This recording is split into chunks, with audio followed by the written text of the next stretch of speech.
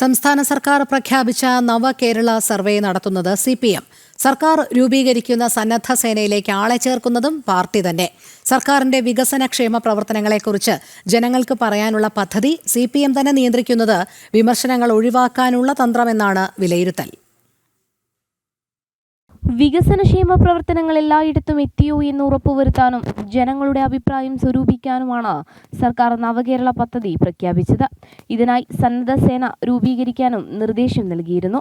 ഈ സർവേയാണ് പൂർണ്ണമായും CPM-നെ തന്നെ നിയന്ത്രിക്കുന്നത്. CPM സംസ്ഥാന കമ്മിറ്റി ജില്ലാ കമ്മിറ്റികൾക്ക് ഇത് സംബന്ധിച്ച് നിർദ്ദേശം നൽകി കഴിഞ്ഞു. സന്നദ്ധാടിസ്ഥാനത്തിൽ പ്രവർത്തിക്കാൻ തയ്യാറുള്ള LDF അനുഭാവികളെയാണ് കർമ്മസേനയിലേക്ക് റിക്രൂട്ട് ചെയ്യേണ്ടതെന്ന് സംസ്ഥാന കമ്മിറ്റിയുടെ കത്തിൽ നിർദ്ദേശമുണ്ട്. 80 ലക്ഷം വീടുകളിലാണ് സർവേ നടത്തുന്നത്. ഈ കർമ്മസേനയുടെ റിക്രൂട്ട്മെന്റാണ് പാർട്ടിയെ ഏൽപ്പിച്ചിരിക്കുന്നത്. തിരഞ്ഞെടുപ്പിന് മുൻപുള്ള LDF-ന്റെ സ്ക്വാഡ് വർക്കായി സർവേ മാറുമെന്ന വിമർശനം ഇതിനകം ഉയർന്നു കഴിഞ്ഞു. ജനുവരി, ഫെബ്രുവരി മാസങ്ങളിൽ സർവേ നടത്താനാണ് തീരുമാനം. മാർച്ച് 31 വരെ പ്രവർത്തിക്കാൻ താൽപ്പര്യമുള്ളവരെ റിക്രൂട്ട് ചെയ്യാനുള്ള പാർട്ടി നിർദ്ദേശവും തിരഞ്ഞെടുപ്പ് മുന്നിൽ കണ്ടെന്നാണ് വിമർശനം.